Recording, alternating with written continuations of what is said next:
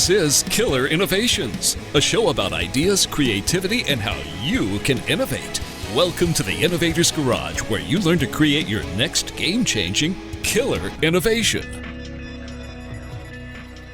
Welcome to Killer Innovations. We are here at CES, taking a look at all the latest technologies and innovations that have been announced.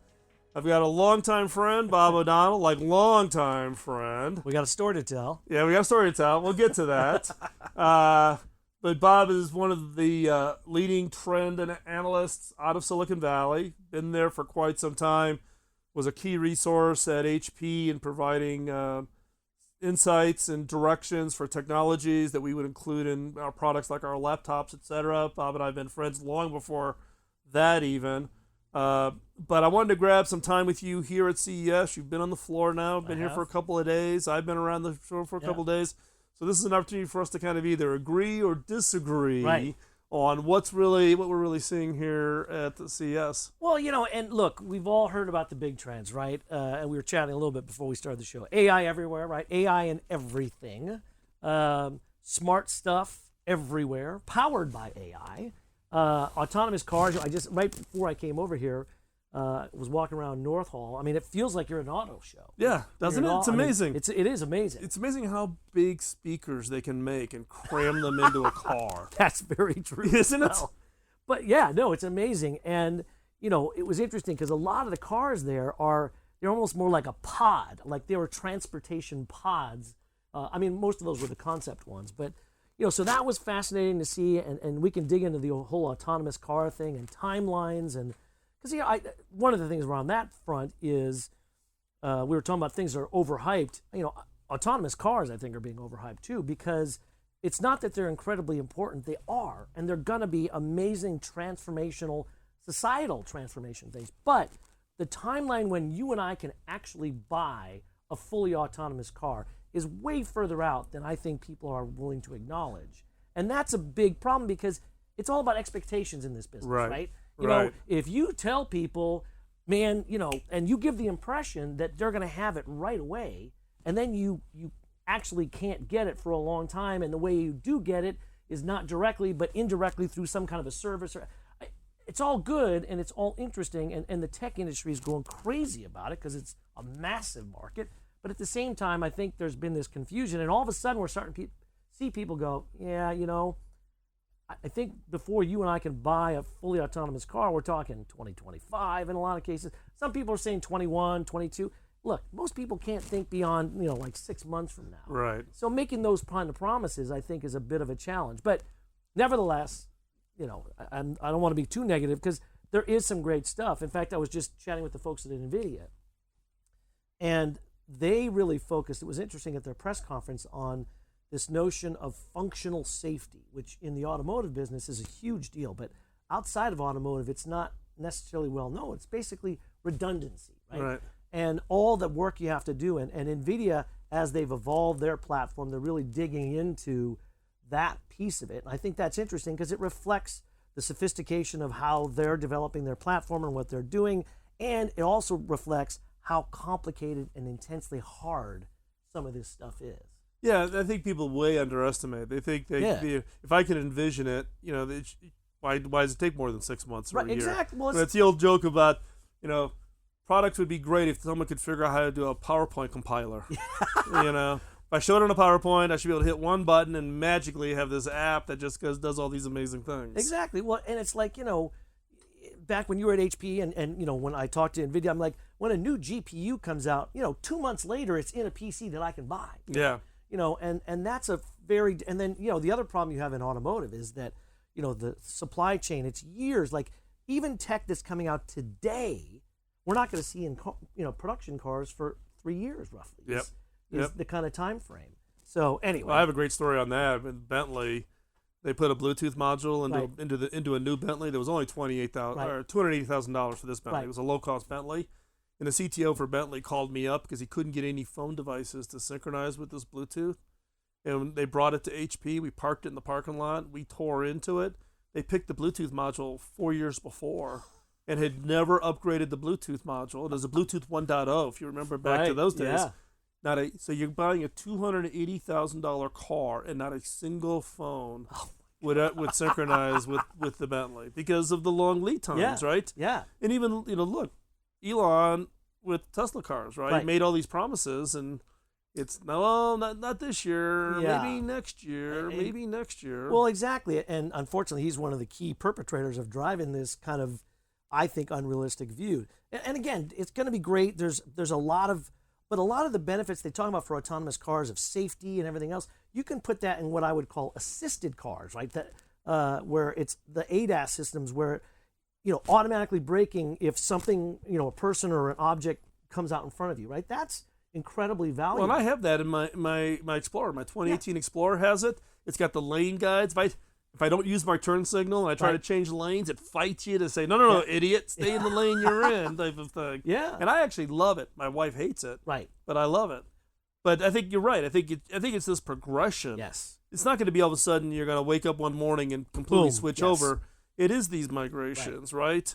And the same thing whether it's, magically we're going to have 5G wireless and everybody's going to have it in the world, and everybody's going to have multi-gigabit speeds, and we're going to have 1 millisecond latency. And it's not going to happen that way. No. It never happens that way.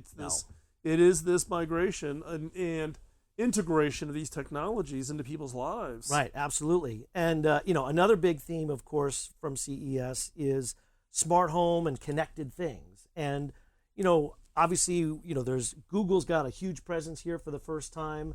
There's a ton of people, of course, integrating Alexa. But one of the interesting challenges, and so bottom line is voice-based computing, voice UIs are a huge, interesting trend here at the show because but there's been a lot of confusion as well on that front. You have to tear apart, just because it has a voice UI doesn't necessarily mean it's a voice assistant, right? Those are they're related, but they're fundamentally different. Like if I have some gadget that I just want it to tell it to do something, that's a voice UI. It's then when you expect it to do additional things and think ahead and use AI to, look at my calendar and then automatically schedule a plane flight and then know when the meetings are going to be and pre-schedule an Uber to pick me up and blah, blah, blah. That's more of the assistant realm, but we're in this kind of a weird space in between voice UI and voice assistant. And the other big problem, and I know Amazon is trying to address this, they have this thing called ESP, but this is the scenario I've already seen and it's going to get way worse on the smart home front. You're going to buy a device that has Alexa integrated. You're going to buy another device that might have Google Assistant integrated, and you're going to start saying things, and you're going to have simultaneous reactions from all these, smart speakers, and it's going to be like, oh my God, this is a disaster. Yep. Well, this is interesting because we're here in the mobile studio. Google is right next to us here, and they've declared war at this CES on voice control, on the voice that you're calling voice UI type of a thing. And I've asked a couple of other of Tim Bajarin was here. He interviewed here on Tuesday. He was here in the studio, and I asked him about this about is there a consolidation coming? In the general, at least my general consensus is this battle's going to go on for a little while. Nobody's going to give up any turn. Whether it's look, Samsung's got Bixby. I don't know who uses Bixby. Right. You got Microsoft with Cortana. You've got Amazon. You've got Siri from Apple. You've got Google. Well, look, it's the new OS war, right? This is the new OS war because the traditional OS wars are over, and everybody won and nobody won at the same time. Yeah. So this is the new OS war. And so that's why this is so incredibly important.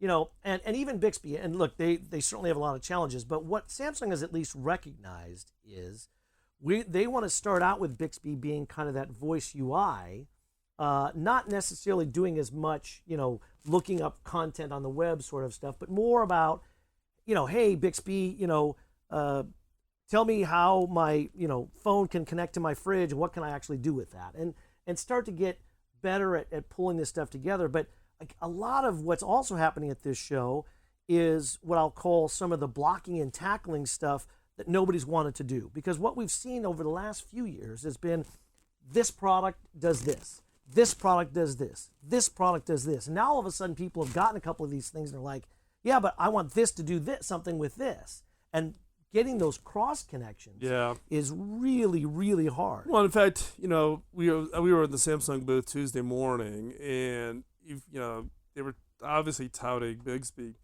but this whole connection, the number of partners, whether it's Samsung or Google, you look at all the Google controlled devices, you look.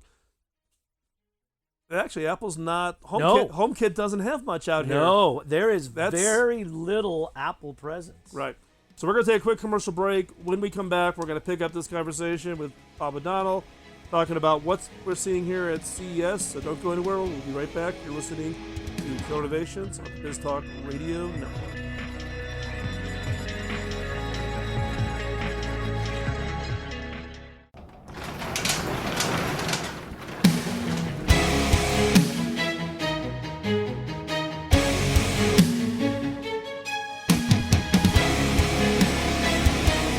This is Killer Innovations, a show about ideas, creativity, and how you can innovate. Welcome to the Innovator's Garage, where you learn to create your next game-changing killer innovation. Welcome back to Killer Innovations. We're continuing our conversation with Bob O'Donnell here at the Consumer Electronics Show here in Las Vegas. So we were just wrapping up the whole conversation on autonomous vehicles and what you're referring to as the new OS wars. Well, the voice stuff. Voice stuff for the new the new OS war for voice. And as we were saying, I just took a peek outside the mobile studio here. The line to get into the Google booth is like unbelievably long. Yeah. Everybody wanting to check out what Google's got here. So what else are you seeing here at the show? Well, there's a number. There's always weird and interesting gadgets and stuff. Sony reintroduced Aibo after almost 20 years, which is kind of crazy. And, the funny thing is, and this kind of hit me when I was there, Aibo is an AI robot, hence the name. Well, 20 years ago, nobody thought about that. And if you said that, no one wouldn't have made much sense. Nowadays, of course, it's like, oh, yeah, I get it. And of course, it's significantly better, better technology. It's just an interesting application of this. And, we are seeing AI being put into a lot of stuff. Now, a lot of this is ridiculous, right? It's just AI because if you don't say AI, then you're going to feel like... Well, I feel like we're back to the .com days. Yeah. Where everybody just changed the name of their company and put a .com at the end. Everybody's taking their product and say, we have AI in it. Right. And it's actually one of the reasons why in my prediction video that I always do before CS, I talked about AI as being in an overhyped situation because people get confused of AI... machine learning, big data, it kind of all starts to get clumped all together. It does. I mean, the thing that is interesting is with AI, we're starting to see radically different ways of thinking about products being put together, radically different components being used to drive some of this. And, bigger transformational changes like edge computing versus cloud-based stuff, which, that goes way beyond what we saw at CES. But all the pieces are there now. And so, because with AI, fundamentally AI is basically pattern recognition, recognizing something going on and then adjusting accordingly. And so there's a lot of interesting ways you can think about that and learning things like just simple commands to turn on your, we've all seen the basic Alexa turning on the light stuff, but we're starting to see some additional intelligence being embedded, a little bit of it here on the AI side where, right now, for example, with smart speakers, just briefly to go back to that, it's an awkward, ask a question, wait for the response. You can't have a two-way conversation. Right. Only way that's going to happen is by having more embedded computing locally so it doesn't have to go to the cloud and can do some stuff locally. And so there's been a few companies talking about some of those kinds of things, the ability to have a non-cloud connected thing, like of all people, GE Lighting. They're going to have a light switch with some of the embedded intelligence that doesn't have to go to the cloud. So that way, if you lose your cloud connectivity, you don't lose the ability to control your lights. But it's actually interesting you talk about that because what I've seen happen is people have trained themselves. Yes. They train themselves on how do I need to talk so Siri understands me? It's back, if you remember graffiti in a palm. Right, you taught yourself how to write in graffiti language versus... Yep. Writing out full alphabets in order to get hand recognition. It is amazing how much we as humans will adapt ourselves to the technology. Right. No, it's absolutely true. And yet, and then the question becomes, especially, again, I know we keep going on the speaker stuff, but each of those assistants, you have to talk to them differently, right? Yep. So you have to learn to talk. Google's different than Siri, Yeah, different than Alexa. Which becomes a big problem. Again, back to the comment I made earlier. But it's interesting because AI is being, and again, I agree with you, overhyped tremendously, but it's being talked about in all kinds of interesting applications, like Samsung The Wall. We were talking about that earlier. Amazing TV, this modular TV. We're still trying to figure out how big the modules are, but and then part of what they're also doing behind the scenes is for some of their video processing and upscaling for 4K and 8K, they're claiming that some of the video processing they're doing is actually using AI. Still not 100% clear to me exactly how they're leveraging AI. Oh, they're claiming that it's detecting those thin edges, like Yes. the edges of buildings Yes, or exactly. edges of roads, and they de-blur them. Yes, and- yeah. I but mean, it's sort of, I think of it as more as video processing I than agree. AI. I but, agree with you, but but again, that's how some people are talking about that. And then and also another thing on the car side is we're seeing a lot of voice integration into cars. By the way, so Alexa and Google Assistant being embedded into to cars. And then we've also got like I said, there's the crazy gadgets that people are seeing.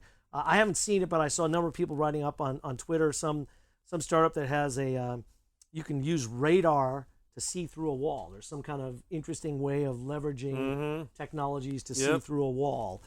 So there's always those kind of crazy things. Ton of VR and AR.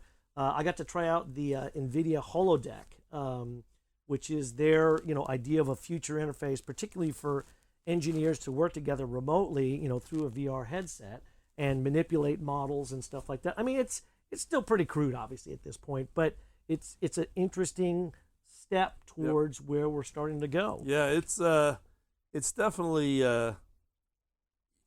But this year, though, even though we're seeing lots of stuff, Right. it all seems to be somewhat incremental. Yeah, There hasn't been. right. There's no. At CES, it used to be you got the big surprise thing, something Yeah. really big that became Right. transformative. But it's okay. 4K to 8K Yeah, to 16K. I know. AI. We've been talking about AI. I love the fact cryptocurrencies like everywhere, right? Yeah. The fact that Kodak this week announces cryptocurrency and their share price goes through the roof. And I've been saying for a while that this thing's going to be a bubble. Oh, for and people are sure. going to get really hurt. Yeah, they are. When there's this bubble bursts. There's no doubt about it. and Although so- I think I'm going to start offering research that you can purchase in cryptocurrency. I just decided I should probably do that. Oh, you're gonna take cryptocurrency as a payment for Yeah. your research? Okay. What the heck? Why not? Well, right? I'm not going to be a client then. Not the only way. But we're these kinds of shows. It gets into the question of the electronic show and NAB and these other shows about what's the role of what people announce at the shows. Well, it's you bring up a great point, and arguably the last several years, CES has been this more incremental kind of a thing, and it's because, as I mentioned briefly earlier, we've got all kinds of great technologies, but we're not really using them well. We're not integrating. So now comes the much harder but much less sexy part of actually making all this stuff work together, right? There's standard issues that have to be addressed. There's actual, software integration that has to be addressed. There's dealing with, these APIs and getting them to standardize and so that people can write software that works across multiple things. That stuff is not sexy. It is not trade show worthy, yet that's fundamentally what really needs to happen before we can kind of make this next step to the dream visions that people have had for a while. Yeah, that's exactly right. So we're going to take a quick break. We're going to continue our conversation with Bob O'Donnell. When we come back from this first break, continue our conversations about CES 2018. We'll be right back.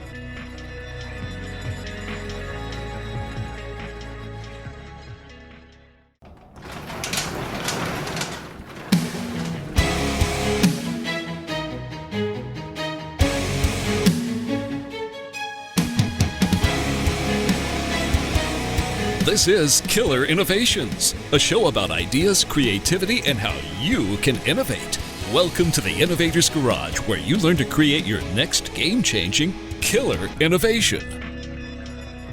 Welcome back to Innovations. We're continuing our conversation with Bob O'Donnell. Now, Bob, we teed up the start of the show, the fact that you and I have known each other for a long time. Unbelievably long time. So, you want to tell the story? Yeah, or do you want me to tell the story? We can both tell it. So, years ago, Phil and I were at an HP event. It was an outdoor dinner, and it was a little chilly, and they had some heat lamps. And Phil's like, "Oh, it's fine. Don't worry about it. You know, I grew up in Chicago. You know, I can sit away from the heat lamp." I'm like, "Oh, really? Where? I grew up in Chicago too." He's like 185th and Halsted, and I literally, my jaw dropped to the floor because I'm like, I grew up at 187th and Halsted. So we started talking, and we realized we went to grade school, junior high, high school together in Glenwood, Illinois, and we were in band together. We were in band together in All right, junior now you high. can tell this part of the story. Go ahead. I was first chair baritone. Bob was second chair trombone. Sat behind me. Yeah, truth be told, however, I would go back and forth with a couple of my buddies. You are never going to relinquish that. Hell no, man. But speaking of which, our Glenwood boys, Caruso, Hackle, Di Giovanni, Lager, Caniglio, they're all tuning in. All those guys, who know Phil as well, old buddies of ours who... The old gang. The old gang from the neighborhood. Anyway, but... So it was this freaky moment because Bob was 1 year behind me. Yep. And we're sitting at this table at the HP event, and we're having this conversation. And we're like going at it for 10 minutes, and then we look up. Nobody else is talking.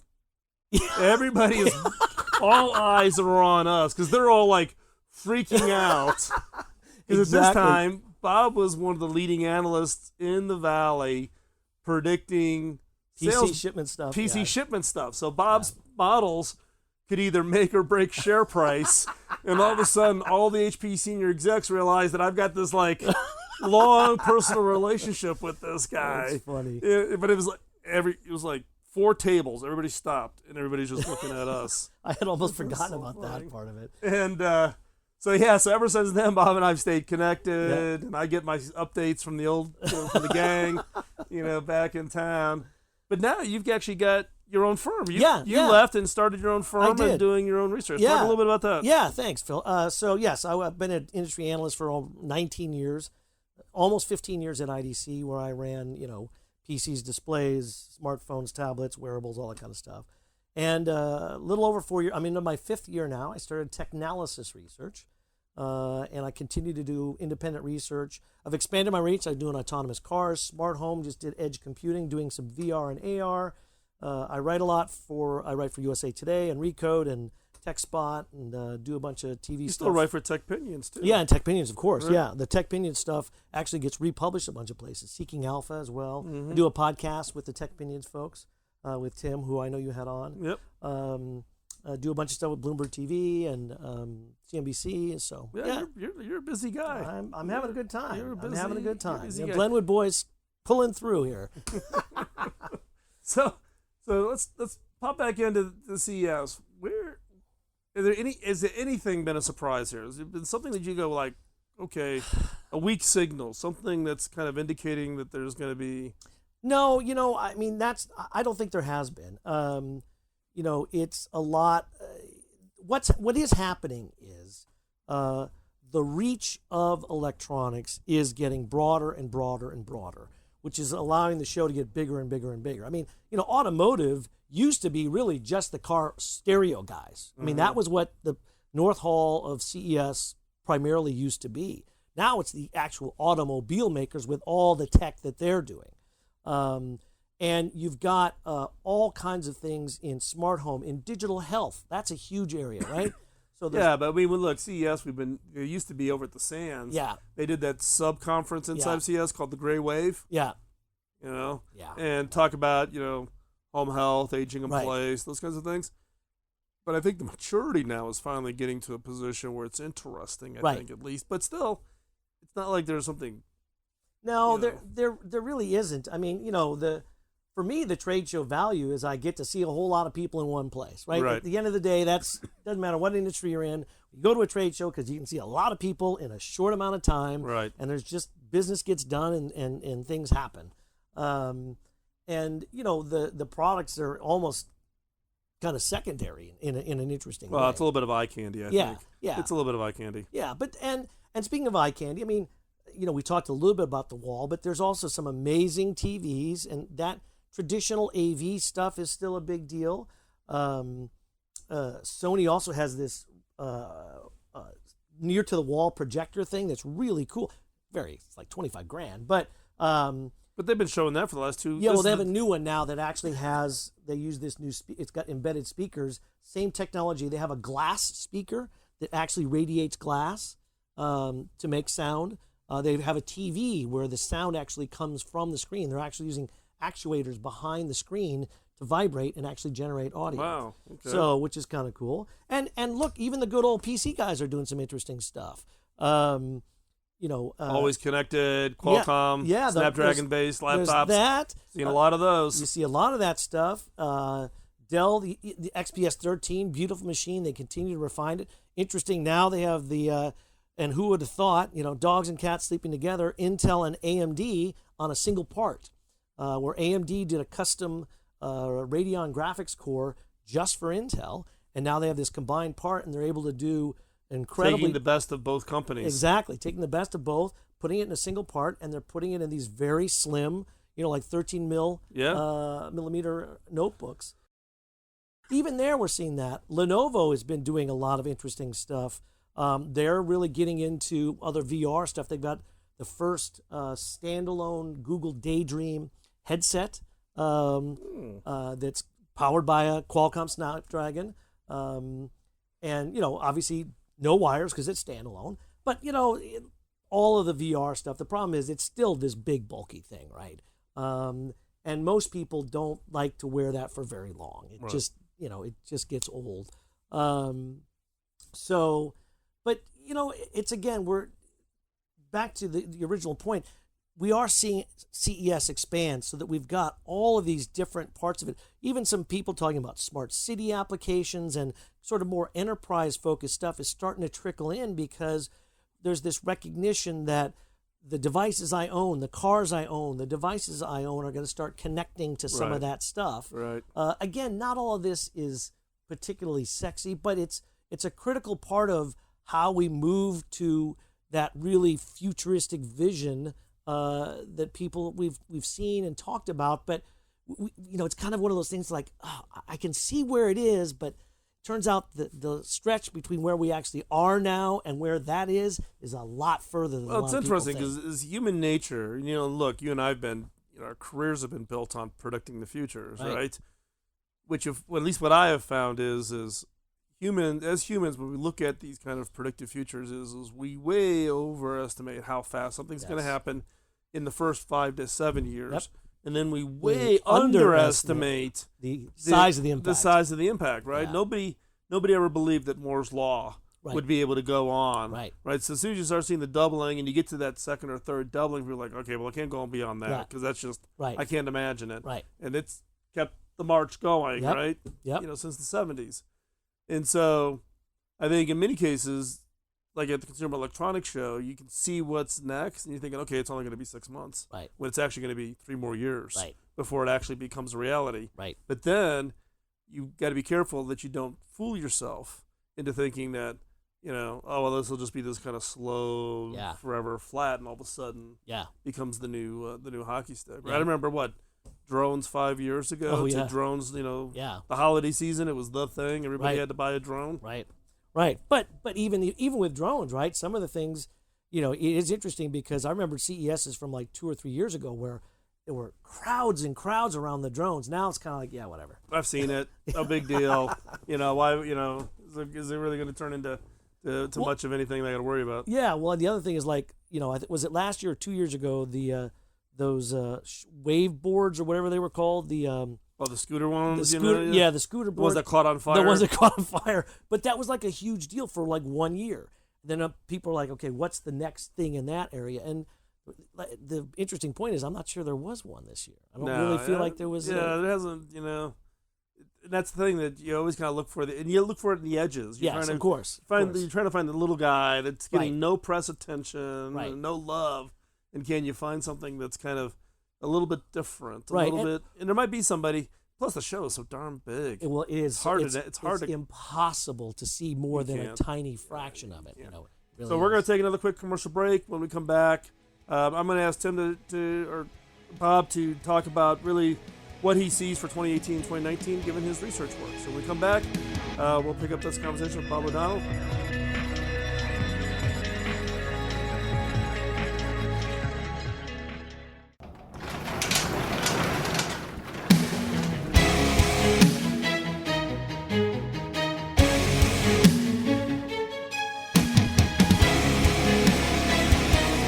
This is Killer Innovations, a show about ideas, creativity, and how you can innovate. Welcome to the Innovator's Garage, where you learn to create your next game-changing killer innovation. Welcome back. At the break of the last segment, I asked Bob for you to think about, part of your work and part of your research is really to take a look at these predictions. Right. So if you kind of take a look at, not tied to CES, but just to the prediction work you do for 2018, 2019, what are your predictions? What's your big thing that's on your radar screen? So, a couple of different things, and I just did a predictions document you can find on Tech Pinions and TechSpot and Seeking Alpha and LinkedIn, and maybe Recode will republish it as well. But first one I talked about is actually about AI, and my point was we're going to start to see AI drive what I call empathetic computing, and what I mean by that is simply that we have incredible technology and compute capability, but at the end of the day, our devices still, here we are in 2018, they're not smart. They're really just not smart. They have no sense of context. Yep. And I think what we're going to start to see in 2018 is AI being applied to actually start to give some contextual intelligence to devices. It's going to be slow, it's going to be subtle, it's going to take a while, but I think by the end of this year, we're going to be able to look back and go, yeah, here's some interesting things where we're starting to have a more, interesting, almost human-like conversation, or at least set of expectations being different, such that, these things, instead of just being, intelligent, are smart, because there's a big difference between the two. So that's number one. I think in general, on the compute side, one of my predictions was that 2018 is the year of the accelerator. So, we've heard a lot about CPUs and GPUs. Now what we're seeing a lot of these component guys do is create, neural network accelerators. And, they're using FPGAs and all these other interesting chip technologies that most people don't understand, but they're doing things in a more efficient way and in an extremely power-sensitive way, which is allowing you to put more intelligence on, what's called the edge. Speaking of which, another big trend is around the growth of edge computing. Up till now, we've been thinking about the fact that, everything connects to the cloud. Right. And while that model works, it's in some ways, it's not terribly different than the old mainframe model, right? And so then as we went from mainframe to client server, where we said, wait, let's put some intelligence in the PC and do a little bit of that. Then we kind of went to the cloud, which was kind of like back to the mainframe. And now edge computing is kind of like the next iteration back to PC client. Yep. So anyway, that I think is also a big picture trend. And I'm trying to remember other ones. But those are some of the big... Oh, and then the voice computing thing. I kind of teased this one earlier, but one of the ones I also said was, look, there's going to be a real problem when people start to get a whole bunch of voice assistants. And it's not that they will, because if you pick an Alexa, you're probably just going to buy Echoes if you choose Alexa. But you might buy something else that has Google Assistant in it. And you're going to be able to start changing the watchword to something that you want rather than just keep saying Alexa or Hey Google. Eventually you could have them all set, just respond to computer, like if you want to be like Hal, Mm-hmm. And say, computer, do this. And, all of a sudden they could all start doing stuff.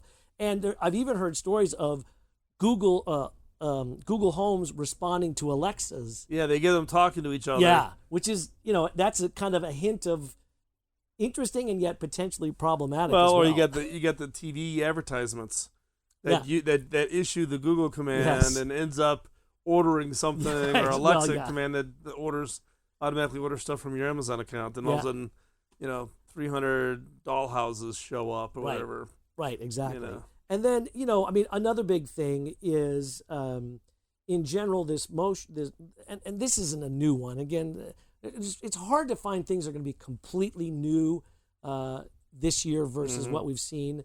But there are things that become mainstream in a given year, right? Right.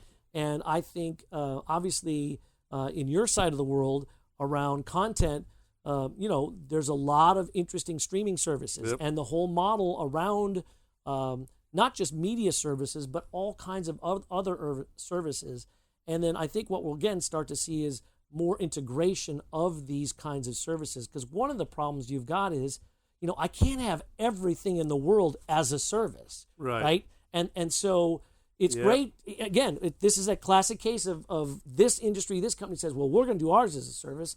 We're going to do ours. But for an actual human being, they'll be like, well, I actually do all 15 of these things. I'm not going to pay for and have 15 different accounts and all that kind of stuff. So I think we'll start to see that people figuring out, and it's more of a business, it's not a tech problem. This is a business model problem.